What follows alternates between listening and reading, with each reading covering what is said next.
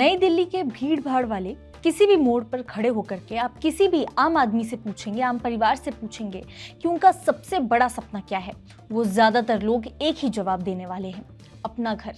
एक ऐसी छत जो खुद की हो, जहां बच्चे आराम से पले बढ़े, जहां किराए का डर ना हो, जहां एक स्थिर जीवन की आशा बसती हो। लेकिन भारत के सबसे बड़े शहर में यही जो सपना है वो धीरे धीरे हाथ से फिसलता जा रहा है। खासकर मुंबई और बेंगलोर जैसे महानगर, जहां घरों की कीमत है वो आम आदमी की कमाई से इतनी दूर निकल चुकी है कि ये सपना बहुत लोगों के लिए अब सपना ही बनकर रह गया है। और अगर कोई मध्यम वर्गीय मतलब कि मिडिल क्लास परिवार पूरी हिम्मत जुटा के होम लोन ले और जो है काफ़ी बार अपना सपना पूरी करने की कोशिश भी करे, कठिनाइयों से निकलते हुए भी, तो भी ऐसा माना जाता है कि अपने मैक्सिमम प्रॉब्लम की जो जड़ है वो यही होम लोन साबित होता है। कई लोग इसी जाल में फंसकर अपनी आर्थिक स्थिति खो बैठते हैं। इसी बढ़ती चिंता को लेकर के फाइनेंस विशेषज्ञ जो हैं सुजय यू ने एक बड़ी चेतावनी दी है, जिसने इस पूरे मुद्दे को एक बार फिर से गंभीर बना दिया है। यही सबसे जो मेन सवाल है वो भी खड़े होते हैं। क्या महानगरों में घर खरीदना वाकई एक समझदारी भरा फैसला है? क्या ईएमआई व्यक्ति की जो आर्थिक आज़ादी है उसको खत्म कर देती है? क्या प्रॉपर्टी सच में इतना ज़्यादा आपको प्रॉफिट देती है जितना लोग सोचते हैं? और क्या किराए पर रहकर निवेश करना आने वाले समय में ज़्यादा सही साबित हो सकता है? ये जो तमाम सवाल मैं आपके सामने रख रही हूँ, इन्हीं के जवाब इस रिपोर्ट में हम देने की कोशिश करेंगे। नमस्कार, मैं हूँ मुस्कान ओझा, आप देख रहे हैं मनी 9। सुजय यू ने सोशल मीडिया पर विस्तार में ये चीज़ लिखी है और बताया कि महानगरों में घर खरीदना पहले अमीरी की निशानी माना जाता था, लेकिन अब ये कई लोगों के लिए मुश्किलों में ढकेल रहा है। उनका ऐसा कहना है कि मौजूदा समय में बड़े शहर में घर खरीदने के बजाय किराए पर रहना ज़्यादा समझदारी भरा जो फैसला है वो हो सकता है। आर्थिक रूप से देखा जाए तो ये जो धारणा है कि प्रॉपर्टी खरीदने से व्यक्ति अमीर बनता है, अब धीरे धीरे गलत साबित होती हुई नजर आ रही है। वो आंकड़ों के साथ बताते हैं कि मुंबई में एक साधारण सा 2 कमरे का मान लीजिए कि कोई घर हो, वो लगभग 2 करोड़ रुपए तक उसकी जो कीमत है वो जाती है और लोग चुकाते चुकाते परेशान हो जाते हैं। बेंगलोर में यही जो कीमत है वो 1 करोड़ से ऊपर पहुंच जाती है, यानी 2 कमरों का अगर सेट किसी को खरीदना हो तो। दूसरी ओर इन्हीं शहरों में एक परिवार की औसत सालाना जो आमदनी है वो केवल 20 से 30 लाख रुपए के बीच में ही रहती है।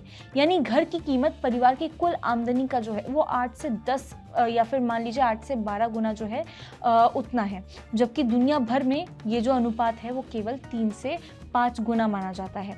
ऐसे में ये समझना मुश्किल नहीं है कि सामान्य कमाई वाला जो व्यक्ति है वो इतने बड़े अमाउंट का बोझ आखिर उठाएगा कैसे। खैर, यहीं से होम लोन की कहानी जो है वो शुरू होती है और इसी में सबसे बड़ा जो जाल है वो भी छुपा हुआ है। सुजय यू के अनुसार अगर देखा जाए, अगर उनकी बात मानी जाए तो 2 करोड़ के जो घर हैं उस पर हर महीने लगभग 1,40,000 रुपए तक की ईएमआई आपको चुकानी पड़ती है। ये जो रकम है कई परिवारों को उनकी जो कुल आमदनी है उसका आधा से भी ज़्यादा हिस्सा खा जाती है, मतलब आधे से ज़्यादा हिस्सा जो उनकी सैलरी का है वो इसमें चला जाता है। दुनिया भर के फाइनेंशियल एडवाइजर साफ कहते हैं कि घर का किराया या ईएमआई किसी भी स्थिति में इनकम से 30% जो है उससे ज़्यादा नहीं होनी चाहिए, वरना व्यक्ति जो है वो अपनी आर्थिक आज़ादी जो है वो खो देता है। लेकिन महानगरों की जो जिंदगी है ये सीमा वहाँ पे टूट चुकी है और इसके जो रिजल्ट हैं वो लोग काफ़ी सालों से भुगतते हुए चले आ रहे हैं। सिर्फ इतना ही नहीं, प्रॉपर्टी से मिलने वाला जो प्रॉफिट है वो भी अब पहले जैसा नहीं रहा है। सुजय यू बताते हैं कि 2013 से 2023 के बीच में मुंबई में प्रॉपर्टी की जो कीमत है उसमें 1% यानी 1% की भी कमी है वो देखी गई है। पूरी देश के स्तर पर अगर हम बात करें तो एक दशक में जो असली कीमत है उसमें 3% जो है वो वार्षिक बढ़ोतरी दर्ज हुई है। यानी घर खरीदने की अगर हम बात करें तो घर खरीदने से वो जो फ़ायदा है वो मिलता हुआ नज़र नहीं आ रहा है, जिसकी हम कभी कल्पना करते थे, जिसको सोचने के बाद ही हम घर खरीदने जैसे जो मेजर डिसीजंस है वो अपनी लाइफ में बनाते हैं। इसी बीच किराए से मिलने वाला जो प्रॉफिट है वो सिर्फ 2% के आसपास ही यहाँ पे बढ़ता हुआ नजर आया है, जो दुनिया में सबसे कम श्रेणियों में माना जाता है। बीते सालों में शहरी भारत में प्रॉपर्टी की जो कीमतें हैं जिस रफ्तार से बढ़ी हैं वो आम आदमी की आय से उसके मुकाबले मान लीजिए कि कहीं ज़्यादा आगे निकल चुकी हैं। इसी इम्बैलेंस ने जो घर खरीदने को एक जोखिम भरा सौदा भी बता दिया, क्योंकि इतनी आपकी इनकम ही नहीं है जितना आप अमाउंट पे कर रहे हैं अपने घर की ईएमआई में। और यही वो मोड़ आता है जहाँ विशेषज्ञ जो हैं वो लोगों को सावधान कर रहे हैं, उनको वार्निंग दे रहे हैं कि कोई भी निर्णय केवल भावनाओं में, सामाजिक दबाव में कि घर खरीदना एक प्रतिष्ठा की बात होती है, इस तरह के दबाव में आकर के नहीं लेना चाहिए। ये कहानी जो है वो केवल पैसों की कहानी नहीं है, बल्कि जीवन की दिशा चुनने की कहानी है।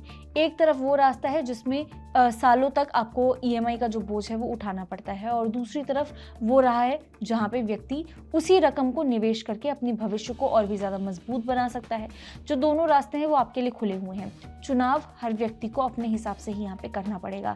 लेकिन अगर आंकड़ों की सच्चाई देखें तो फिलहाल महानगरों में घर खरीदना कई परिवारों को उस चक्र में ढकेल सकता है जहां वो केवल कर्ज चुकाते ही अपनी पूरी उम्र गुजार देंगे। कहानी यहीं पे खत्म होती है। यही कहा जा सकता है कुल मिलाकर के कि घर खरीदना एक बहुत बड़ा फैसला है, और बड़ा फैसला हमेशा समझदारी, आंकड़ों और सच्चाई के आधार पर ही आपको लेना चाहिए। अगर आपकी जो आय है, अगर आपकी इनकम कम है, ईएमआई ज़्यादा पड़ रहा है और घर की कीमत कमाई से कई गुना ज़्यादा है, तो थोड़ा रुक जाइए, थोड़ा सोच समझ लीजिए, वही आपके लिए बेहतर होगा।